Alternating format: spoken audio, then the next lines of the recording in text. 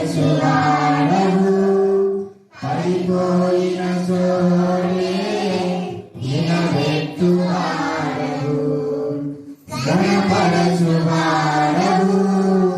హెచ్చించువాడవు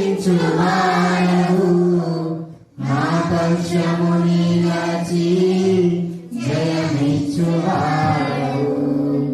స్థిరపరచువాడవు బలపరచువాడవు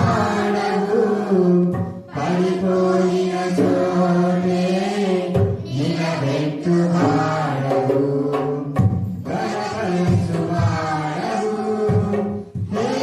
హెచ్చించువాడవు మా పక్షము నిలచి జయమిచ్చువాడవు ఏమైనా చేయగలవు పరమంతం మార్చగలవు నీ నామముకే మహిమంతా తెచ్చుకొందువు ఏమైనా చేయగలవు పరమంతం మార్చగలవు నీ నామముకే మహిమంతా తెచ్చుకొందువు యేసయ్యా యేసయ్యా నీకే నీకే సాధ్యము యేసయ్యా యేసయ్యా నీకే నీకే సాధ్యము సర్వకృపానిధి మా పరమకుమ్మరి నీ చేతిలోనే మా జీవమున్నది సర్వకృపానిధి మా పరమకుమ్మరి నీ చేతిలోనే మా జీవమున్నది మా దేవా నీ ఆలోచనలన్నీ ఎంతో గొప్పవి మాకు హకు మించిన కార్యములెన్నో జరిగించుచున్నవి మా దేవా నీ ఆలోచనలన్నీ ఎంతో గొప్పవి మాకు హకు మించిన కార్యములెన్నో జరిగించుచున్నవి ఏమైనా చేయగలవు పరమంతం మార్చగలవు నీ నామముకే మహిమంతా తెచ్చుకొందువు ఏమైనా చేయగలవు పరమంతం మార్చగలవు నీ నామముకే మహిమంతా తెచ్చుకొందువు యేసయ్యా యేసయ్యా నీకే నీకే సాధ్యము యేసయ్యా యేసయ్యా నీకే నీకే సాధ్యము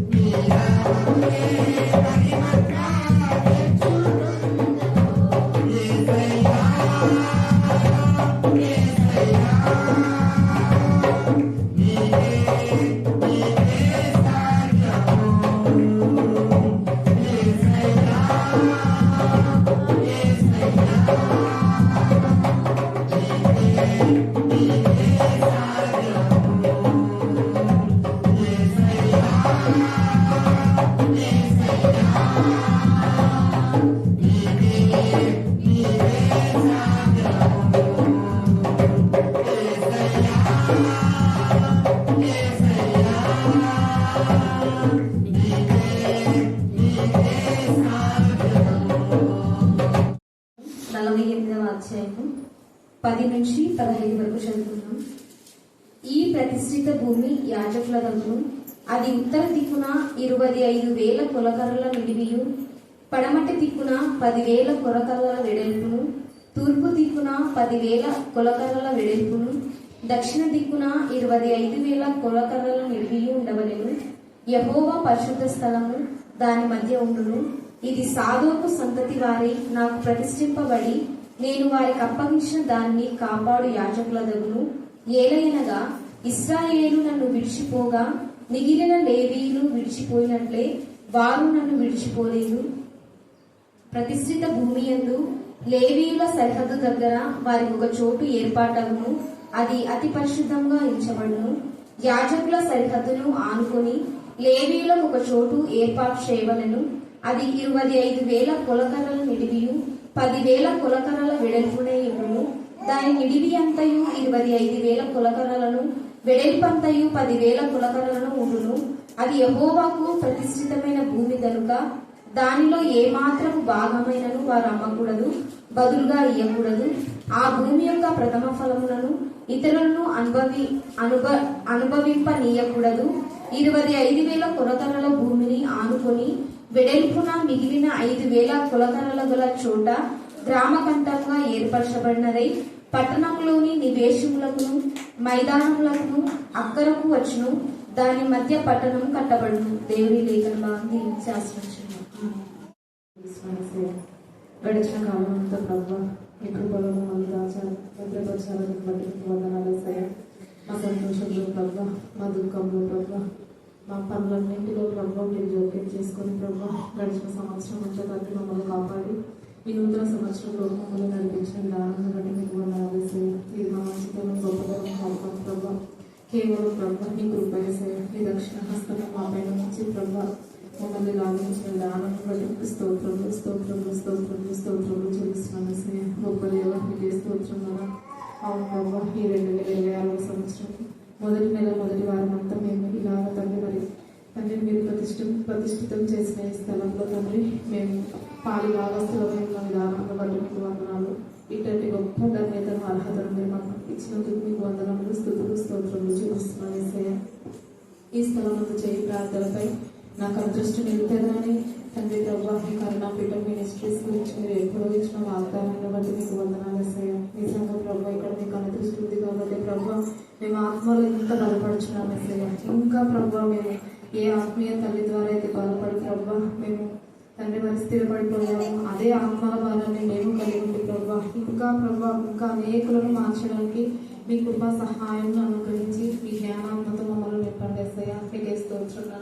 మేము గడిచిన కాలంలో ప్రభా క్రిస్మస్ పండుగ నూతన సంవత్సరాలు మా జీవితంలో మేము జరుపుకున్నాం ఏసయ్యా. కానీ ఈ లోకంలో మీరు పుట్టారంటే తండ్రి మేము సంతోషించడం కాదు ప్రభా, పరలోకంలో మేము పొందుకునే స్థానాన్ని బట్టి ప్రభా మీరు సంతోషపడే బ్రతుకును మేము బ్రతికి చూపించలాగా మీ కృపా సహాయాన్ని మాకు అనుగ్రహించండి ఏసయ్యా.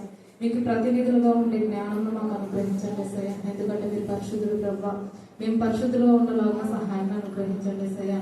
ప్రతిష్ఠితమైన మనుషులుగా తండ్రి మమ్మల్ని మీరు నిలబెట్టినందుకు మీకు వందనములు స్తుతులు స్తోత్రములు చెల్లిస్తున్నాను ఏసయ్యా. అవును ప్రభా, ఇప్పటి వరకు ప్రభా తండ్రి మరి పాటల ద్వారా మిమ్మల్ని స్తుతించే విధానం బట్టి మీకు యెహోవా పరిశుద్ధ స్థలం చెప్పండి. మళ్ళీ చెప్పాలి. లేదా యెహోవాకు ప్రతిష్ఠితమైన స్థలం ఏంటి చెప్పండి. యెహోవాకు ప్రతిష్ఠితమైన స్థలము. యెహోవాకు ప్రతిష్ఠితమైన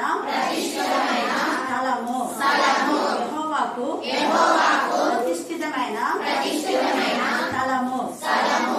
గతంలో మనం చూసుకున్నాం, స్వాస్థ్యాలు విభాగించేటప్పుడు తండ్రి అయిన దేవుడు లేవీలకు నేనే స్వాస్థ్యం కాబట్టి వాళ్లకు మీరు ప్రతిష్ఠితమైన భాగాలుగా ఏర్పాటు చేయండి అని ప్రతిష్ఠితమైంది అన్నాడు. ఆ స్థలాన్ని అమ్మకూడదు, కొనకూడదు. రెండు, అమ్మే వాళ్లకు శాపమే, కొనే వాళ్ళకు కూడా శాపమే. శాపం అనేది దేవుని దగ్గర నుంచి వస్తుంది. ఎందుకంటే దేవుడే చెప్తున్నాడు అమ్మకూడదు, కొనకూడదు. అమ్మినా కొనినా శాపమే. ఆజ్ఞ అతిక్రమమే పాపం. పాపం వల్ల వచ్చి జీతం మరణం అంటే శాపమే, అవునా కదా. రెండవ మరణాది. మరణం అంటే ఎప్పుడు మామూలు మరణాన్ని గురించి మనం ఆలోచించకూడదు. ఆ పాపం వల్ల వచ్చి జీతం మరణం అంటే ప్రకటన 21:8 ఎప్పుడు మర్చిపోదు. అది అన్నమాట శపితమైంది. ఇక్కడ తండ్రి అనే దేవుడు ఏమంటున్నాడు అంటే 10వ వచనం 48 ఎహెజ్కేలు 48వ అధ్యాయం 10వ వచనంలో చివరి భాగం. యెహోవా పరిశుద్ధ స్థలమును దాని మధ్య ఉండును. యెహోవా పరిశుద్ధ స్థలం దాని మధ్య. ఎవరి మధ్య చెప్పండి, ఎవరి మధ్య? పరిశుద్ధ స్థలం అంటే ఎవరు పరిశుద్ధంగా ఉంటే వాళ్ళ మధ్యనే. మనం పరిశుద్ధంగా లేకుండా సంఘానికి పోతే సంఘం పరిశుద్ధం కాదు. క్రమం అనేది సంఘంలో లేకపోతే సంఘం దేవునికి ఇష్టమైన సంఘం కాదు. దేవుడు క్రమంలోకి కర్త కానీ అక్రమానికి కర్తనా ఉందా? తర్వాత దేవుడు క్రమానికి కర్త ఒకటి, రెండవది సమాధానం కర్త. దేవుడు దేనికి కర్త చెప్పండి? సమాధానముకు కర్త. అంటే సమాధానం అనేది ఎప్పుడు వస్తుంది మీరు చెప్పండి. పరిశుద్ధంగా ఉంటే సమాధానం వస్తుంది. ఇంకా దేవునితో నడిచిన వెరీ గుడ్. అదే దేవునికి ఇష్టమైన మనుషులు. ఇష్టలు అంటే ఎవరంటే యేసయ్య ఏం చేశాడో క్రీస్తు యేసున కలిగిన మనసు మీరును కలిగి. యేసయ్య తనకున్న సమస్తమైన వాటిని మనకిచ్చాడు. మనం కూడా మనకిచ్చిన స్వాస్థ్యాన్ని వేరే వాళ్లకు ఇవ్వాలి. కొంతైనా దాన్ని ఇక్కడ అది వేరే వాళ్ళకు అంటే ప్రతిష్ఠించబడిన వాళ్ళకే, మరి వేరే వాళ్ళకంటే అన్యులకు కాదు, అన్యులకు చెందకూడదు. ఇక్కడ మీ యొక్క భాగం దేవుడు ఇచ్చినటువంటిది మీ వాళ్లే పొందేటట్లు, ఎవరి స్వాస్థ్యం వాళ్ళే పొందేటట్లు. అన్యులు కొనకూడదు, అన్యులకు అమ్మకూడదు. అన్యులు అంటే దేవుని యొక్క ఆజ్ఞకు అతిక్రమించే వాళ్ళందరూ అన్యులే. దేవుని చిత్తానుసారంగా చేయని వాళ్ళంతా అన్యులే. అంటే నేనొక్కదానే వాక్యం చెప్పాలా, నేనొక్కరే పాడాలి, నేనొక్కరే ప్రాణం చేయాలి అనే వాళ్ళంతా అన్యులే. దేవుని పిల్లలైతే ఏం చేస్తారు? వాళ్ళకు కలిగిన దాంట్లో ఇతరులు కూడా ఏం చేస్తారు? పాలిస్తారు. దావీదు అందుకనే తనకిచ్చినటువంటి ఆ యొక్క దోపుడు సొమ్ములు లేదా తనకిచ్చినటువంటి వాటిలో అందరికీ సమాన భాగం పంచాడు. యేసే కూడా 12 మంది శిష్యులకు సమానంగా పంచాడా, లేక ఇస్కరియోతు మీద పక్షపాతం చూపిస్తున్నారా? దొంగ అయినా సమానంగా పంచాడు. అలాగే ఇక్కడ అది యెహోవాకు ప్రతిష్ఠిత స్థలం అన్నాడు. తర్వాత 11వ వచనంలో ఇది సాదోకు సంతతి వారై నాకు ప్రతిష్ఠింపబడి నేను వారికి అప్పగించిన దానిని కాపాడు యాజకుల దగ్గర. ఒక్కటే యెహోవాకు ప్రతిష్ఠితమైన స్థలం, దాన్ని అమ్మకూడదు, కొనకూడదు, అది ప్రత్యేకం, అది అన్యుడు ఆక్రమించుకోవడం చేయకూడదు. తర్వాత దేవుడు ఇది ప్రత్యేకమైనటువంటి ఈ స్థలంలో ప్రత్యేకంగా సాదోకు సంతతికే, అంటే ఇశ్రాయేలు 12 గోత్రాలు దేవుడు ఏర్పాటు చేసుకున్నా వాళ్ళకి ఇవ్వలేదు. ఎందుకు చెప్పండి? ఎందుకు 12 గోత్రాలు ఏర్పాటు చేసుకున్నా వాళ్ళకు లేదు? ఎందుకు? మీరు వాక్యం సరిగ్గా చదవాలి. ఇక్కడ ఉంది కదా, వాళ్ళు దేవుని విడిచిపోయినారు. మిగతా వాళ్ళంతా దేవునికి వేరే లోకం ఏం చెప్తే లోకం మర్యాదను అనుసరించినారు. మిగతా వాళ్ళంతా దేవుని విడిచిపోయిందే మళ్ళా దేవుడు అంటారు, కానీ వాక్యం చెప్తారు, ప్రార్థన చేస్తారు, కానీ దేవునికి ఉన్న గుణ లక్షణాలు లేవు. వాళ్ళకు అందరు ఆశీర్వదించబడాలి అన్న ఆలోచన లేదు. ఈ సాధువుకు సంతతి అయితే దేవుని అంటి పెట్టుకొని చూపించారు, విడిచిపోవాలి. నేను చెప్పేది అదే. 2 ఏళ్ళు 3 ఏళ్ళు ఉండేవాళ్ళు విడిచిపోతారు. విడిచిపోయే వాళ్ళకు బాధ్యత ఉంటుందా? మీరు చెప్పండి. మళ్ళీ చెప్పాలా? గట్టిగా చెప్పాలా? విడిచిపోయే వాళ్ళకి ఎప్పుడు బాధ్యత ఉండదు. అప్పుడున్నటువంటి ఉపాధ్యాయులు ఒక్కొక్కరు 10 ఏళ్ళు 20 ఏళ్ళు కూడా ఒకే పాఠశాలలో ఉన్నారు. వాళ్ళ బాధ్యత కలిగి పనిచేస్తున్నారు కాబట్టి అప్పుడున్న వాళ్ళందరికీ ఉద్యోగం వచ్చింది. అందరికీ, ఒక్కరికి కాదు. అప్పుడు ఎవరెవరైతే ఉపాధ్యాయులు అలాగా 10 సంవత్సరాలు 12 సంవత్సరాలు ఏ స్కూల్లో పనిచేశారో వాళ్ళందరికీ ఉద్యోగాలు వచ్చాయి. అమ్మ వాళ్ళు ఉన్నప్పుడు అంతా కూడా క్రిస్టియన్ అని పెట్టుకొని కూడా వాళ్ళకు ఉద్యోగాలు వచ్చాయి ఇదే గూడూరులోనే. మరి ఇప్పుడు ఎందుకు రావడం లేదంటే వాళ్ళు విడిచిపోతున్నారు. అలాగనే పాస్టర్స్ కూడా ఎవరైతే ఎక్కువ కాలం లేదా సేవకులు అన్నాం లేదా ఒక విశ్వాసే, ఏ విశ్వాస అయినా ఒకే చోట ఉండి పరిచయం చేస్తుందా అంటే అది నిజమైన పరిచయం. మనం వేరే వేరే చోటికి పోవచ్చు రావచ్చు, కానీ ఈ పరిచయం మాత్రం వదలకూడదు. ఇక్కడ పరిచయం జరిగిస్తూ మరి వేరే చోటికి పోవాలి. ఏసే అంతే కదా, అక్కడ తిరిగితే మళ్ళీ ఎక్కడికి వస్తారు? యెరూషలేముకి వస్తారు. వేరే వేరే ప్రాంతాలకు వస్తారు, మళ్ళీ యెరూషలేముకి వస్తారు. అపోస్తలుడైన పౌలు కూడా. అందుకనే ఇక్కడ ఎవరైతే నిజంగా ఎక్కువ రోజులు, అలాగే దావీదు కూడా 40 సంవత్సరాలు యెరూషలేముని ఏలాడు కాబట్టి, అంటే మిగతా రాజులందరినీ ఓడించుకుని వస్తున్నాడు. మిగతా రాజ్యాలు పోతున్నాడు, వాటిని మళ్ళా యెరూషలేములో కల్పిస్తున్నాడు. అంటే ఎక్కువ మంది ఆత్మలను సంపాదిస్తున్నాడు, ఎక్కువ మంది రాజులను జయించుతున్నాడు. అలాగే జయించడం బట్టి శాశ్వతమైన కృపను దావీదుకు దేవుడు చూపించి దావీదు సంతతి గురించి ఎంత తేటగా రాస్తాడు. చూడండి, జకర్యా 12వ అధ్యాయము, జకర్యా 12 1వ వచనం చదివి 8వ వచనం చదవండి. దేవోక్తి ఇశ్రాయేలును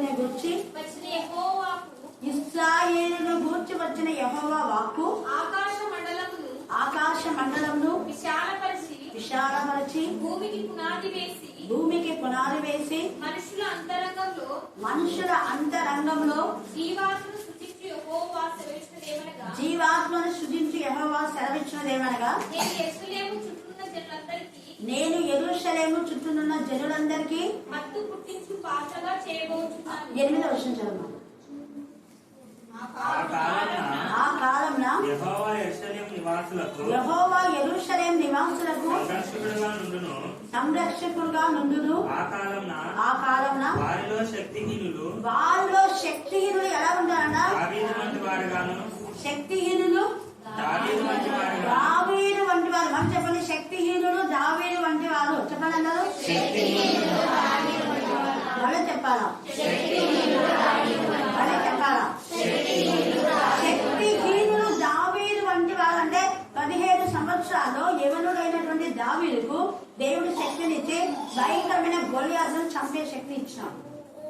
వాడు మధ్యన వచ్చినాడు, వాడు మధ్యన కేకలు ఇస్తాడు. ఎన్ని రోజులు? 40 రోజులు.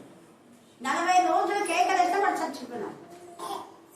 కానీ దావీదు వంశంని స్థిరపరిచినాడు అక్కడ. అందుకే దావీదు సంతతి లాగా వాడు బలవంతులుగా ఉంటారు. శక్తిహీనులు దావీదు సంతతి లాగా ఏమంటారు?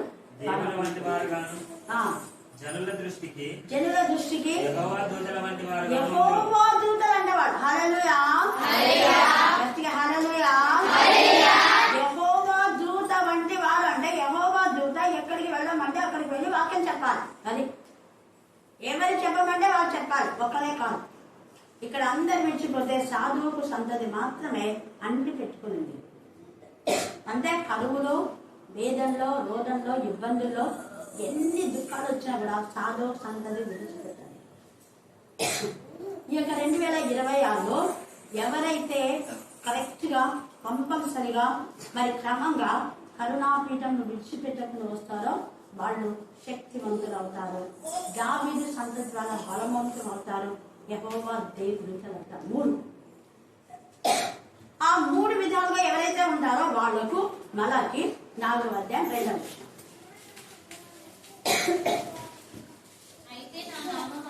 అయితే నా నామమందు భయభక్తులు. వీళ్ళకు దేవుడు అంటే భయము భక్తి ఉంది కాబట్టి సాధువుకు సంతతి దేవుని సన్నిధి విడిచిపెట్టారు. ఇందాక వసంత చేసినట్టుగా కరుణాపీఠం విడువక ప్రతి రోజు వాక్యం వినేవాళ్ళు. వాళ్ళకు నా నామమున భయభక్తులు కలవారికి మీకు నీతి సూర్యుడు ఉదయించును, అతని రెక్కలు ఏమిటాయంట? అందరికీ దేవుడు ఆరోగ్యం ఇస్తాడు. అతని రెక్కలు వేసే రెక్కలు ఏంటంటే వాక్యము ప్రార్థన, వాక్యము ప్రార్థన. అందుకే అందరూ ప్రార్థన చేయాలా, అందరు వాక్యం చదవాలి, అందరు వాక్యం ప్రకటించాలి, అందరు దేవుని గణపరచాలి, అందరూ దేవుని మహిమపరచాలి. ఇందాక అందుకే అందరూ చిన్నపిల్లలు, యవ్వనులు, పెద్దలు అందరూ కలిసి దేవుని సృష్టించాలి. అది అక్కడ అందరూ దేవుని నామములకు మహిమ కాదు. యెహోవా యందు భయభక్తులు వాళ్ళందరికీ మీకు నీతి సూర్యుడు ఉదయిస్తాడు. మీకు ఆరోగ్యాన్ని, ఆత్మకు, మనసుకు, శరీర కల్మషుని పవిత్రంగా చేసి ఆత్మీయ రోగాలు, పైకున్న రోగాలు కనపడతాయి మనకు. ఆత్మ రోగం ఎవరు కనపడదు కదా? దేవుడు. ఆత్మీయమైన చెవుడు, ఆత్మీయమైన గుడితనం, ఆత్మీయమైనటువంటి మరి కుండితనాన్ని, ఆత్మ మానసిక రోగాన్ని దేవుడు లయపరిచి ఆత్మ రోగం ఎవరికి ఉంటుందో అంటే వినాలనుకొని పెరుచున పెట్టేవాళ్ళు, నిర్లక్ష్యం చేసేవాళ్ళు, పాడంటే పాడకుండా, వాక్యం చెప్పండి చెప్పకుండా, ప్రార్థించకుండా ప్రార్థించకుండా ఉండేవాళ్ళు ఎవరైనా. కానీ ఇక్కడ ప్రార్థించమంటే అందరూ పాడుతున్నారు, ప్రార్థిస్తున్నారు, వాక్యం చెప్తున్నారు. హల్లెలూయా, హల్లెలూయా. అలాంటి మీకు అందరికీ దేవుడు ఆరోగ్యాన్ని ఇస్తున్నారు. ఆత్మకు, మనస్సుకు, శరీరం తగిన కల్మషం నుంచి, శరీరం తగిన అనారోగ్యం నుంచి విడిపించి, అనారోగ్యం వస్తుంది 1 రోజు 2 రోజులు అంతే పారిపోతుంది. ఎందుకంటే వాళ్ళకి నిల్వ చోటు దొరకదు. అప్పవాది యేసుని శోధించినాడు. ఎంతసేపు శోధించాడు? కొంచెమే. తర్వాత యేసు ఏమన్నాడు? అప్పవాది రా మనం సహాయం చేద్దాం అన్నాడా? పో, Satan get the behind me right now అన్నాడు. సాతానుతో పొత్తు కుదరదు. అలాగే యోహాను 17లో యేసయ్య అపవాది గురించి అన్నాడు. వాడు పుట్టి ఉండకపోతే వాడు మేలని చెప్పి వాడు వస్తున్నాడు, వాడి దగ్గర నుంచి మనం వెళ్ళిపోవాలి. వాడు మనకు సంబంధం లేదు, వాడు లోకాలు కాదు.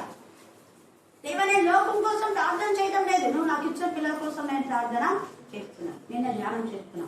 మీరు యోహాను 17 బాగా చదివితే నీకు అర్థమవుతుంది. అందుకే మలాకిలో ఈ మాట తేదీగా అక్కడ పరిశుద్ధాత్మ దేవుడు మాట్లాడుతున్నాడు. తర్వాత రోమా 2:10. రోమా 2:10.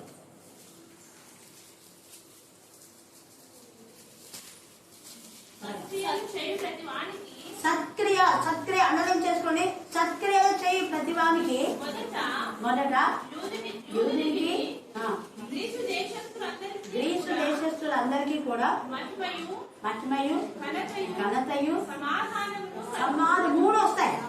సత్క్రియలు అంటే మంచి క్రియలు మనం చేస్తున్నామా లేదా? ఒకరు దోచుకోవడం మంచి క్రియలా చెడ్డ క్రియలా? చెడ్డ క్రియలు. కాబట్టి జక్కయ్య మారు మనసు పొంది యేసయ్యను చూడాలని వచ్చినప్పుడు యేసయ్య జక్కయ్య ఇంటికి పోయినాడు, లేకపోతే కూడా. ఎందుకంటే ఆహ్వానించే యేసయ్యను ముఖం చూడాలి అనుకుంటే దేవుడు నీ ఇంటికే వస్తాను కదా అన్నాడు. అది మారు మనసు పొంది వచ్చినాడు జక్కయ్య. జక్కయ్య బతుకులో మార్పు ఉండే, మగ్ధలైన మార్పు వచ్చినప్పుడే యేసయ్య వాళ్ళని ఆహ్వానించాడు. సమరేస్తే చాలా మంది వేషాలు ఉన్నారు, వాళ్ళందరూ కలుపుకున్నాడు వేసాయా? లేదు. వాళ్ళందరికీ వాక్యం ప్రకటించమని చెప్పినారా? లేదు. మగ్ధలేనే మరియకు మాత్రమే. కారణం ఆమె పశ్చాత్తాపడింది. అలాగనే సమరయ స్త్రీ కూడా ఎప్పుడైతే ఆత్మతో ఆమె నింపబడి జీవజల ఊట ఆమెలో ఉబ్బికేసరికి పాపకున్న విడిచిపెట్టి ఏసైన గురించి సాక్ష్యం ఇచ్చినారు. హల్లెలూయా, హల్లెలూయా. మొదట ప్రభువును ప్రకటించేటువంటి వాడు సమరయ స్త్రీ. శిష్యుల కంటే ముందే సమరయ స్త్రీ ప్రకటించింది. పునరుద్ధానం తర్వాత మొదట ప్రకటించింది ఎవరు? మగ్ధలేనే మరియ. కారణం ఒక్కడే, వాళ్ళు పాపాన్ని విడిచిపెట్టి పశ్చాత్తాపడి ఏసై పాదాలను పట్టుకొని అడిగినారు, క్షమాపణ కోరారు. అందుకనే ఏసై వాళ్ళంతగా హెచ్చించినారు. సమరయ స్త్రీ మాట విని ఆ ఊర్లో వాళ్ళందరూ కూడా మారారు. ఈ 2026లో నీ మాట విని ఎంతమంది మారుతున్నారు? మరి అక్కమ్మక్క ఈరోజు 4 తీసుకొచ్చింది. తర్వాత ఆ పాప కూడా మరియమ్మ వాళ్ళ అమ్మ, మీ అమ్మ నాన్న వాళ్ళమ్మని తీసుకొని వచ్చింది. చూస్తున్నారా?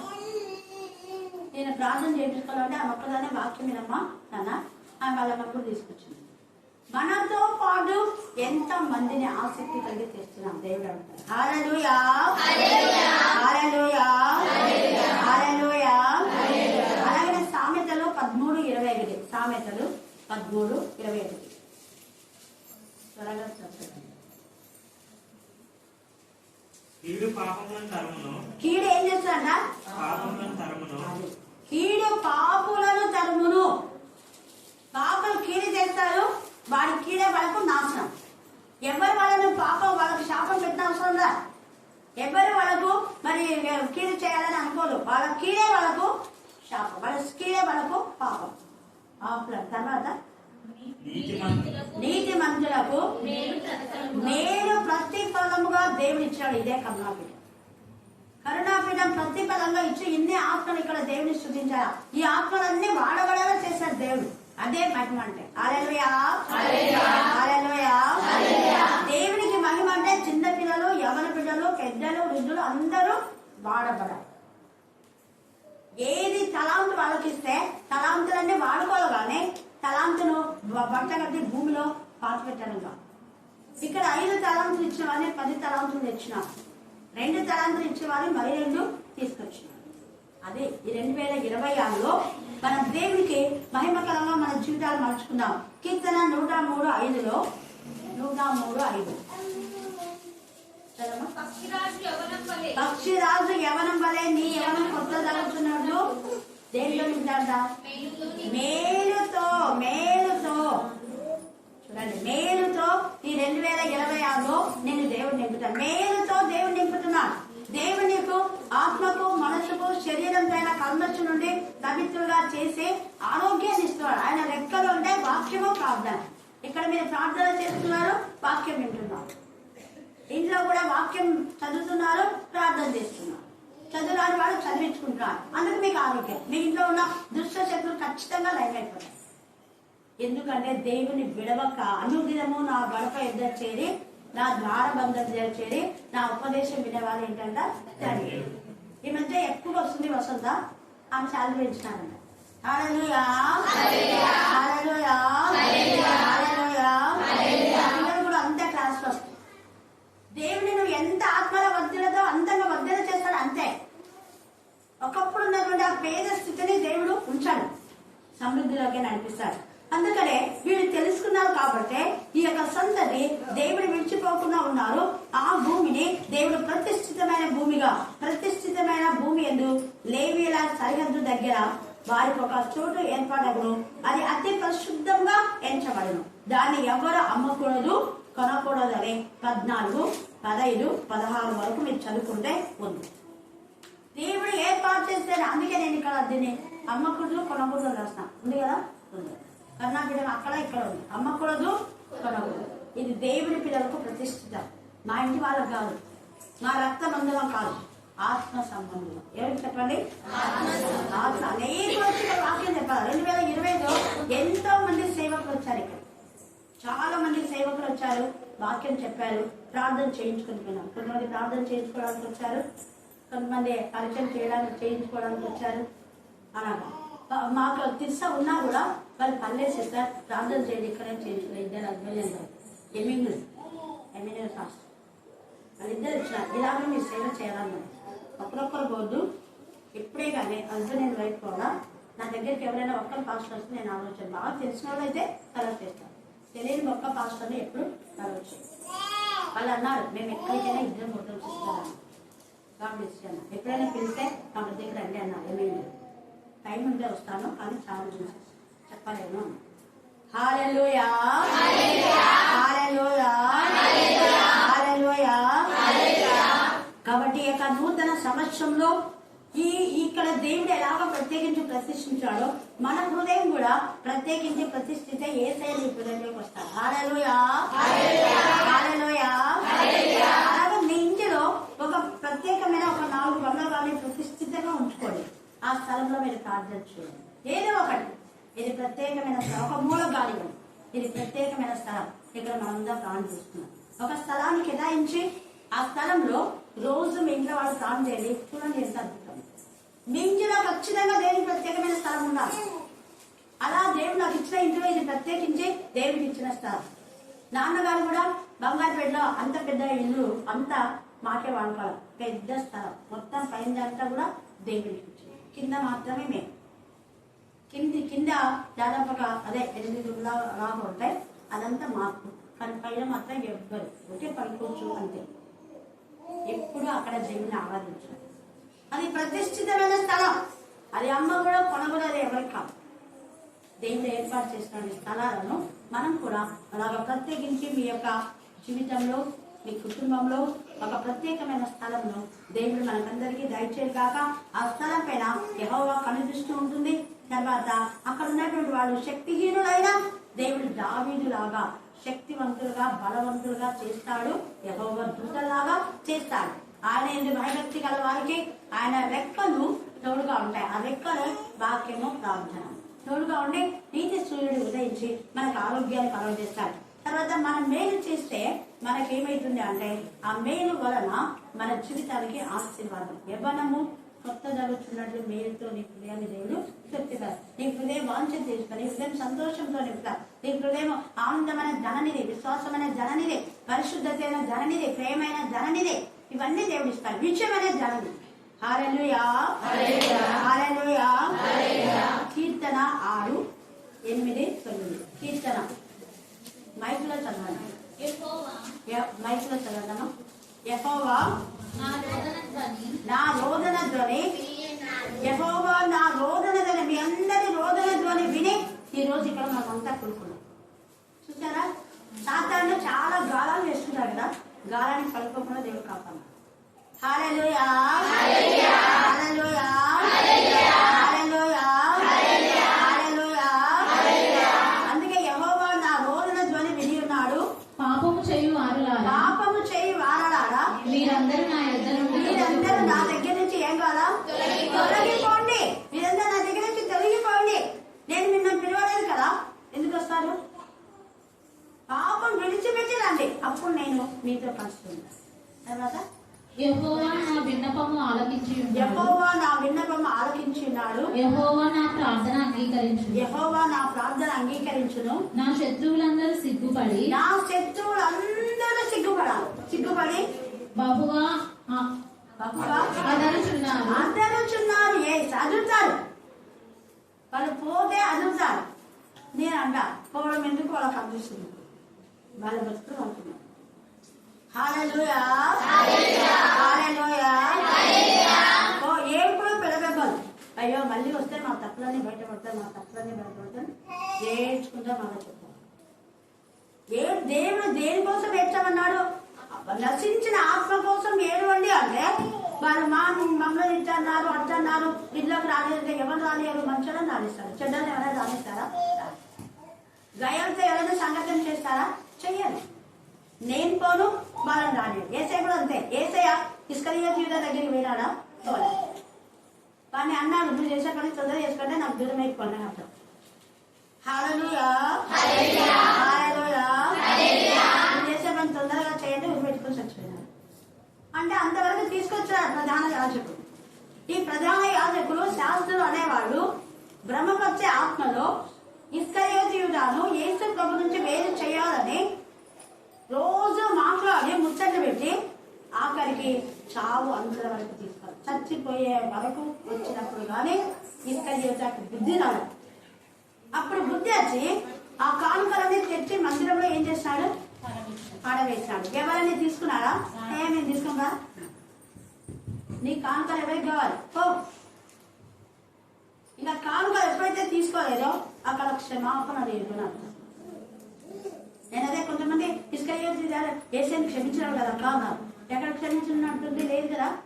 క్షమించినట్టుంటే వాడు పుట్టకపోతే నేనని అంటాడా? అన్నాడు కదా. వాడి పాపం ఇంట్లో రాయబడిందని దేవుడే రాస్తాడు వజ్రపణతో. 8:17 మీరు చదువుకోండి. వజ్రపణతో. అందుకనే యేసే దగ్గరికి వచ్చి క్షమాపణ చెప్పాలి. పేతురు యేసే వచ్చి చూసినాడు, ఇస్కరియోతు చూడాలి. పేతురు లాగా ఉండే వాళ్ళను దేవుడు మళ్ళా వాళ్ళని లేవనెత్తి వాళ్ళ పైన సంఘాన్ని కట్టాలి. అందుకనే దేవునికి మనం విరోధంగా చేస్తే వాళ్ళ దగ్గరికి వెళ్ళి క్షమాపణ చెప్పుకుంటే దేవుడు క్షమిస్తాడు. పేతురులాగా సజీవ సాక్షిగా బండలాగా వెళ్తాం. ఆయన పోతుంటేనే ఆయన యొక్క నీడ పడితేనే వాళ్ళకి ఏమైంది? స్వస్థత. ఏసయ్య నాకంటే ఎక్కువగా. ఎందుకంటే పశ్చాత్తాపం అంటుంది పేతురు పశ్చాత్తాపానికి తండ్రి దేవుడు ముగ్ధుడైపోయి యేసు తన ప్రియ కుమారుడైన యేసు ప్రభు కంటే సవరించు.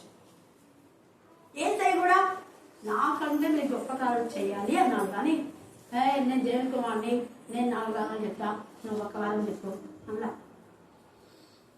నాతో పాటు మీరు కూడా నా సహోదరుడు, మిమ్మల్ని ఇక నేను దాసులని పిలవను, నా సహోదరుడు. కాబట్టి దేవుని పిల్లలు అందరూ సమానమే. అందరూ బాధ్యత వహించి దేవుని కనిపిస్తారు. దేవుడు ఈ లేఖన భాగాన్ని దీవించి ఆశీర్వదించుగాక. ఆమేన్, ఆమేన్, ఆమేన్.